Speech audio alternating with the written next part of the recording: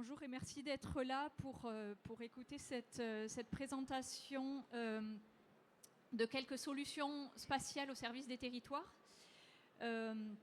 J'ai l'honneur et le plaisir d'accueillir Aurore Delahaye du ministère de la Transition écologique, Adrien Pin pour Hydroventure, Arnaud André pour SGEVT.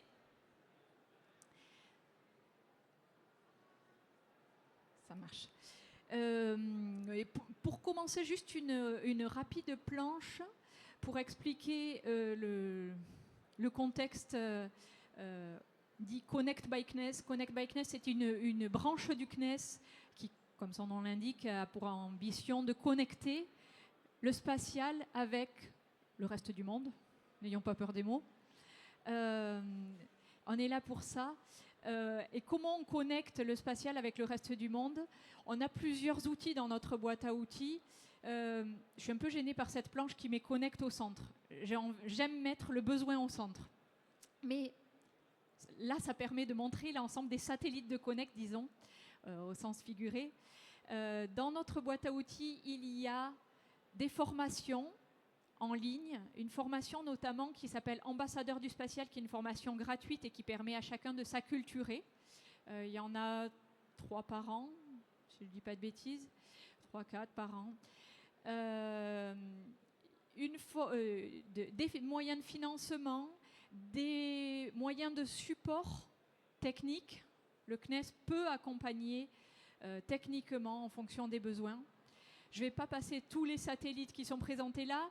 Je pointe juste le dernier, le point communication et promotion. C'est ce qu'on fait aujourd'hui. C'est cette mise en réseau, cette mise en visibilité des applications du spatial. Et on va commencer tout de suite en donnant la parole à Aurore. Non, pardon. On le fait dans l'autre sens ? On le fait dans l'autre sens. Ah ouais. Oh, alors on avance ? Allez, on avance. Pardon.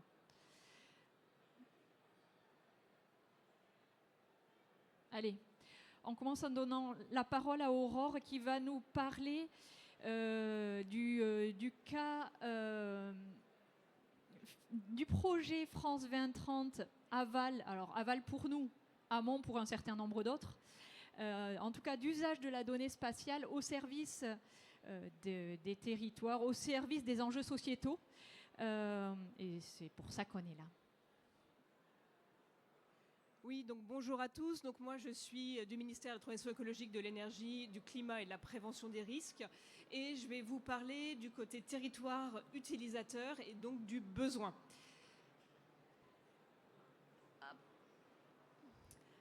Alors, dans un contexte de changement climatique, la gestion de l'eau est quelque chose de vital, de capital, et qui pose problème et questions à beaucoup de nos gestionnaires et de nos territoires. Et cela, ça a été mis particulièrement en exergue au cours de la sécheresse de 2022, dont je suis sûre que vous vous rappelez tous. Et suite à cette sécheresse, les services de l'État, le ministère, a pris connaissance d'une émergence d'un besoin d'outils et de nouveaux outils pour les gestionnaires publics de l'eau. Alors, des outils, il y en a qui existaient déjà, des mesures in situ, de l'observation, mais il manquait quelque chose de plus global, de plus général. Et à peu près à la même époque, le programme France 2030, donc, qui est le programme d'investissement massif de l'État, et notamment dans son volet spatial, a offert une opportunité de développer de nouveaux outils, de nouveaux services. Donc on avait d'un côté un besoin de nouveaux outils et de l'autre côté l'opportunité d'en créer des nouveaux. Donc on a fait converger cela ensemble et on a imaginé, alors quand je dis on, c'est le CNES et le ministère, on a imaginé un projet s'inscrivant dans le cadre du volet spatial de France 2030. Alors ce volet spatial, il a 3 piliers. Le premier, c'est l'appui au lancement de nouveaux services opérationnels. Le second, c'est la démonstration de services préopérationnels. Donc là, on remonte un petit peu dans la chaîne et on va un peu plus dans le développement et dans la recherche. Et le troisième pilier, qui ne concerne pas l'hydrologie, dont je ne vais pas vous parler ici, je l'ai d'ailleurs mis en grisé, c'est les nouvelles constellations de nanosatellites. Alors, quel est l'objectif de ce volet spatial ? c'est d'accompagner une prise de position stratégique, et dans notre cas sur l'hydrologie, de structurer l'écosystème.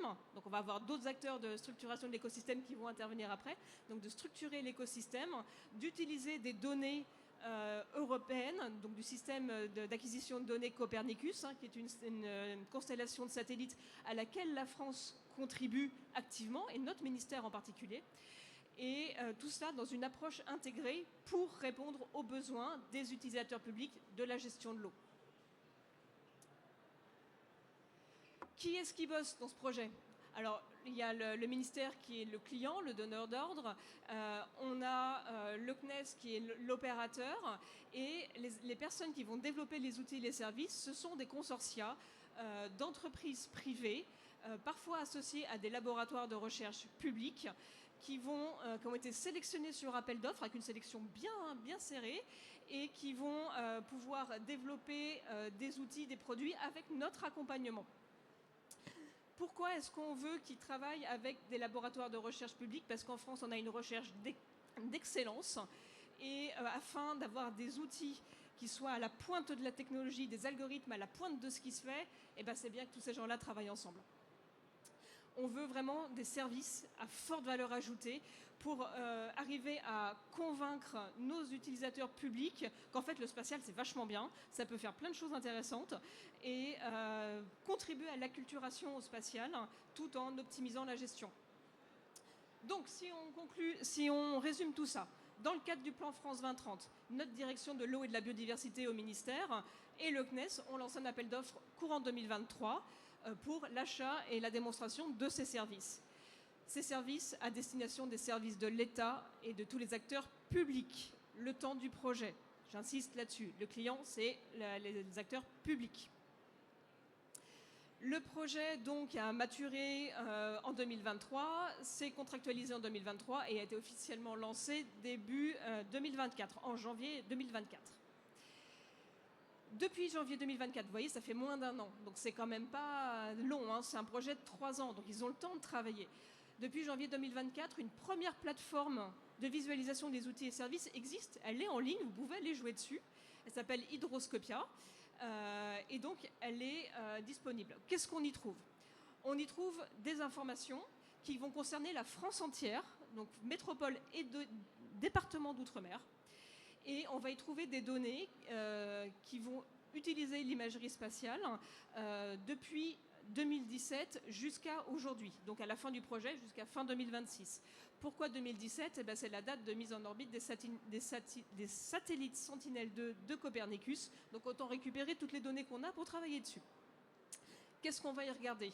On va y regarder, il y a 3 blocs scientifiques thématiques d'outils qu'on va retrouver sur cette plateforme. Le premier bloc, on va regarder la quantité d'eau. Quand on parle de sécheresse et d'inondation, la quantité d'eau, c'est pas mal de savoir ce qu'il y a dedans quand même. Donc la quantité d'eau, donc on va regarder grâce au spatial, à l'imagerie, au radar, quelle quantité d'eau on a stocké dans nos réservoirs. Voilà, en volume, parce qu'en surface, on sait déjà faire, mais en volume, là par contre, c'est un vrai défi. Ensuite, une fois qu'on a la quantité, il nous faut la qualité. Donc on va aller regarder différents paramètres physico-chimiques, comme la température, la turbidité, la teneur en chlorophylle A. Alors pourquoi la chlorophylle A? Quand on a un milieu qui s'eutrophise, avec un développement d'algues vertes par exemple, là on est bien content de pouvoir le voir à grande échelle par satellite. Et là on va regarder notamment les plans d'eau, mais aussi certains cours d'eau, les plus grands. Et enfin, le troisième lot thématique, là on a travaillé en très étroite collaboration avec le ministère de l'Agriculture, de la Souveraineté alimentaire et des Forêts pour travailler sur donc, les parcelles agricoles, comment voir si ces parcelles elles ont été irriguées ou pas, et aussi aller regarder le couvert végétal, parce qu'on sait faire de l'eau avec le satellite, mais on sait aussi très bien faire du végétal, pour regarder les couverts de culture et d'interculture. Tout ça dans un cadre plus large de réglementation européenne. Donc voilà, beaucoup de sciences différentes qui vont tous se réunir sur le même portail dont je vous ai parlé, dont vous avez l'adresse affichée, qui s'appelle Hydroscopia, où on va pouvoir croiser tous ces paramètres. Parce que c'est intéressant de croiser de la qualité et de la quantité. C'est intéressant de remonter dans le temps et à terme, à la fin du projet, pouvoir regarder avec un autre type de données, comme les données météo, si ça correspond ou pas, comment ça colle. Ça peut être aussi très intéressant pour nous de voir l'impact de nos politiques publiques Est-ce qu'en fait, ça sert vraiment à quelque chose, ce qu'on fait, ce qu'on demande aux gens de faire? Donc voilà, c'est parmi tous les intérêts du projet. 2 derniers points, et après je passe le relais. C'est un projet qui est co-construit avec les acteurs, donc avec les utilisateurs finaux.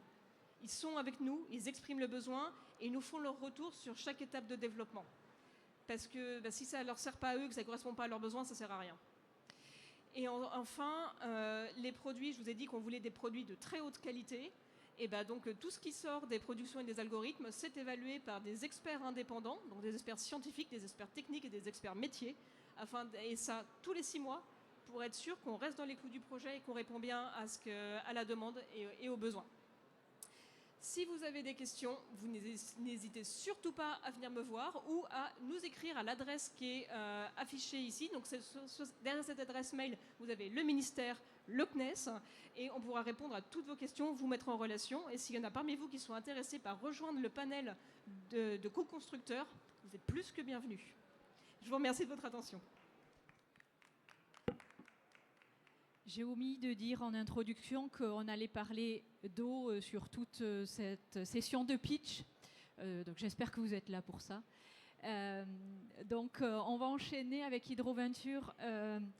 Aurore parlait de cet écosystème et de l'excellence de cet écosystème. C'est un écosystème que certains pourraient dire aussi dispersé, allez, je préfère dire multiple, riche, varié. Quelle réponse on a à ce constat? Eh bien, on a la réponse Hydroventure. Merci Florence. Je suis Adrien Pain et je suis business developer chez CS Group. CS Group est membre d'Hydroventure au même titre que 14 autres entreprises et laboratoires publics et donc entreprises privées. Donc comme Aurore l'a indiqué, est-ce que je peux me permettre de dire le MTE l'a rêvé, Hydroventure l'a fait? Presque. Non, je booste un peu le bouchon. Donc face aux enjeux de l'eau actuelle, voilà, on n'est pas sans savoir que l'eau cause problème avec les problématiques qu'il y a eu en Europe de l'Est avec l'ouragan Boris et ce qui s'est passé à Valence, plus les épisodes de sécheresse. L'eau est un enjeu capital. Et au-delà de ça, ce sont l'accès à la donnée, finalement. Aujourd'hui, l'accès à la donnée, la dissémination et le manque de coordination transfrontalière. On a aussi la problématique suivante, et je l'ai bien entendu sur le salon, c'est on ne sait pas à qui s'adresser. Donc finalement, au travers d'Hydroventure, on est la boutique unique, pratiquement, d'hydrologie spatiale à qui s'adresser, parce que j'y viens dans un instant. Alors, voilà. Donc ce groupement d'entreprises et de laboratoires est experte sur différents aspects hydrologiques. On a bien sûr, on l'a évoqué, Aurore l'a évoqué tout à l'heure, mais on a la qualité, avec des problématiques de chlorophylle par exemple, de température d'eau, de la quantité sur la gestion des stocks, mais aussi des aspects de crise d'inondation et l'aspect de submersion marine avec voilà, la préservation du trait côtier.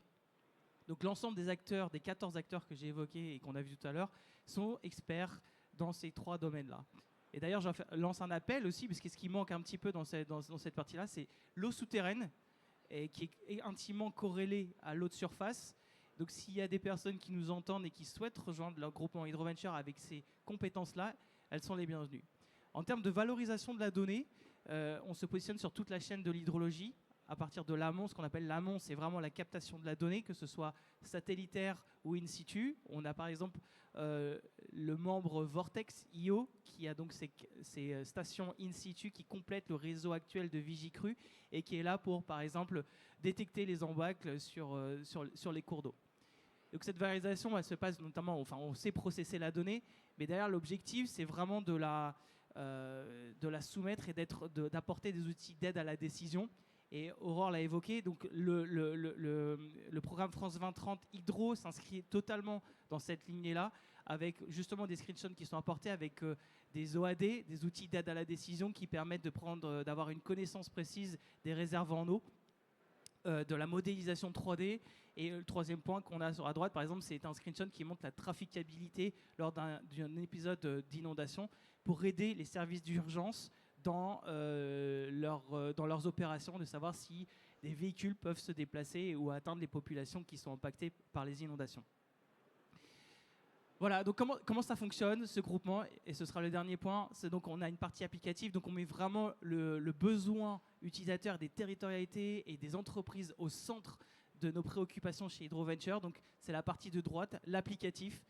Et alors quand on n'a pas la réponse en tant qu'entreprise, eh bien on s'adresse aux laboratoires qui, eux, peuvent finalement aller faire la recherche, repenser le sujet et en écoutant encore une fois le besoin, creuser le sujet, apporter un TRL, en fait un niveau en termes de recherche et de connaissances qui soit suffisamment important pour qu'ensuite les industriels puissent le reprendre et l'aboutir en termes de commercialisation. Voilà, donc on fait des jumeaux numériques, on aide à la décision, je l'ai évoqué tout à l'heure, et on travaille cette modélisation à partir de sources de données qui peuvent être différentes.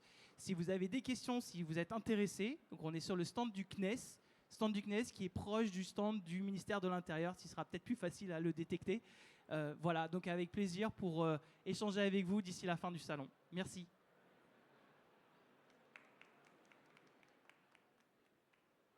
Merci beaucoup, Adrien. Il faut repartir en arrière. Ouais, c'est ça.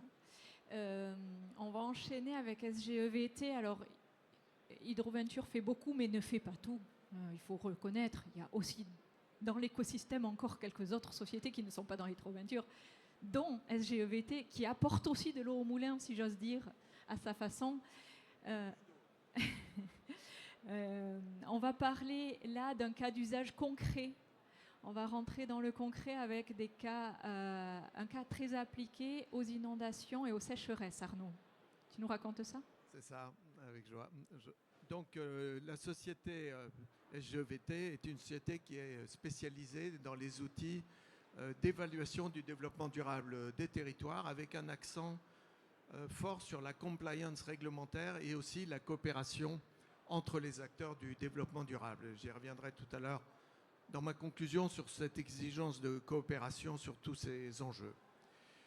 Alors pour expliquer ce que nous faisons, on va parler, Florence, comme tu le disais, d'un cas concret, le SCO Attest, qu'on mène dans le cadre donc des projets SCO, dans lequel nous poursuivons, parce que c'est entamé depuis déjà 2 ans, le développement de services pour augmenter la résilience des territoires agricoles. Pardon, en climat... Arnaud, pardon, je te coupe juste en introduction. Peut-être ça vaut la peine de traduire SCO. Allons-y. Tout le monde ne connaît peut-être pas le SCO. Je te laisse faire. Space for Climate Observatory, qui est un dispositif d'accompagnement de sujets en lien avec de la donnée spatiale à destination des territoires, des démonstrateurs sur un territoire généralisables à d'autres. Oui, tout à fait. Et ce que vous disiez tout à l'heure, le SCO il a l'occasion de créer des partenariats publics-privés, mêlant justement des labos et des acteurs privés comme nous, mais aussi, comme vous le voyez sur cette slide, des acteurs majeurs. Et nous avons 2 territoires d'ancrage, c'est très important, comme on l'a dit tout à l'heure. L'un au sud, c'est le département de l'Aude, et l'autre au nord, le département du Nord-Pas-de-Calais. 2 territoires particulièrement éprouvés par l'enjeu qu'adresse ce projet, qui est, en climat actuel et futur, comment faire face aux aléas. C'est un couple infernal, ruissellement intense et longue période sèche. Qu'est-ce qu'on fait sur ce projet? Donc les objectifs sont synthétisés sur la gauche de cette slide, mais je vais plutôt l'adresser par les questions. En fait, nous cherchons à répondre à 4 questions que se posent les décideurs locaux, puisque la cible de ces services, c'est de les aider, eux, au niveau de responsabilité qu'ils ont. La première question que nous cherchons à adresser, c'est où sont les vulnérabilités de mon territoire? Je me mets à la place d'un décideur local. Et ça, nous l'adressons par un service de notation prédictive de vulnérabilité qui est établi sur des carreaux de 100 mètres par 100 mètres avec des méthodes éprouvées qui viennent des partenaires du projet. Pour vous montrer à quoi ça ressemble, je ne sais pas si vous voyez grand-chose, en fait c'est un carroyage sur lequel on applique la notation de vulnérabilité. Plus le carreau est sombre, plus il est rouge, plus cette partie du territoire est vulnérable, et moins il l'est, vous avez compris. Et donc en fait, vous avez en dessous un graphe radar qui permet d'illustrer la raison pour laquelle ce carreau est ressorti noté de cette façon. La deuxième question que nous adressons porte sur comment prioriser et aussi comment justifier la priorisation qui a été faite. Alors là, on s'est adressé par un service de paramétrage en fait multicritères en fonction des problématiques coûts-bénéfices qui veulent être adressées. Alors, on sait à peu près de quoi il s'agit, hein. C'est les atteintes aux biens, aux équipements, aux infrastructures. C'est aussi les pertes de productivité agricole, le coût d'entretien des routes. Donc c'est ce qu'on nous aidons à faire avec justement des services qui permettent de décider et de justifier la décision. La troisième question que nous traitons, c'est quelle est l'efficacité des solutions d'adaptation.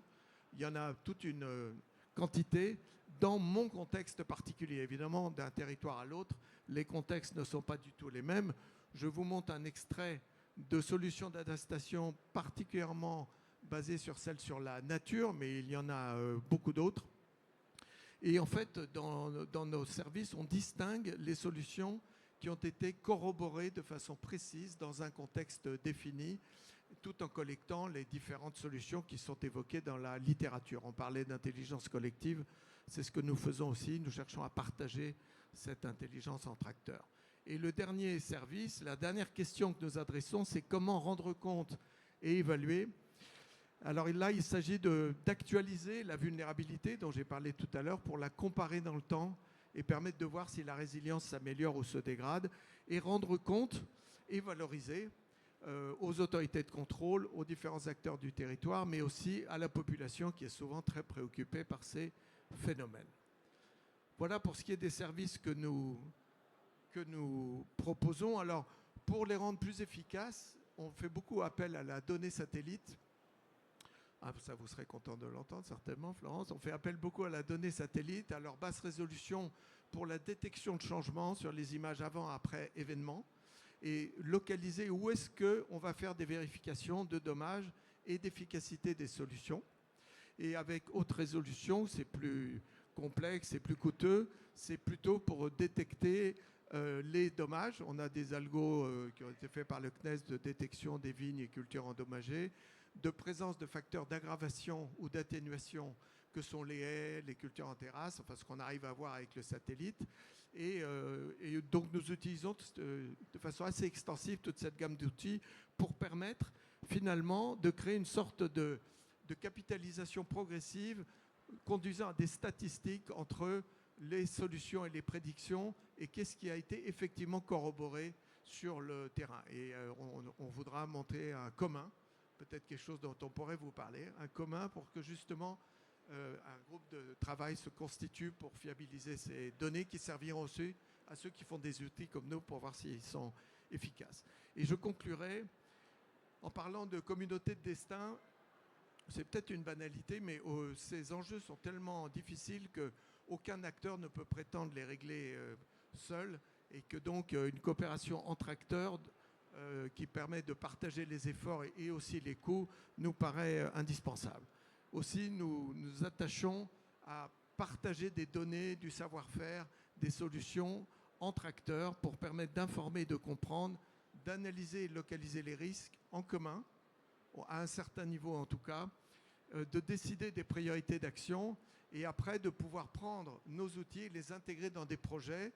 Il y a toute une multitude de projets, les PAPI par exemple, les PPRI, il y a les PCAET, et donc chaque projet a sa responsabilité, ses méthodes, y compris les acteurs privés, et notre but c'est d'aider à partir d'un socle commun à ces différents acteurs de partager l'effort et surtout de continuer la coopération.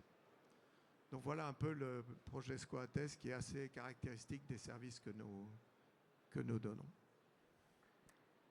Merci beaucoup Arnaud. J'aime bien cette expression de communauté de destin. On est tous sur ce même vaisseau spatial Terre. On partage tous cette eau pour laquelle vous œuvrez si bien. Merci pour ça et merci pour votre prise de parole.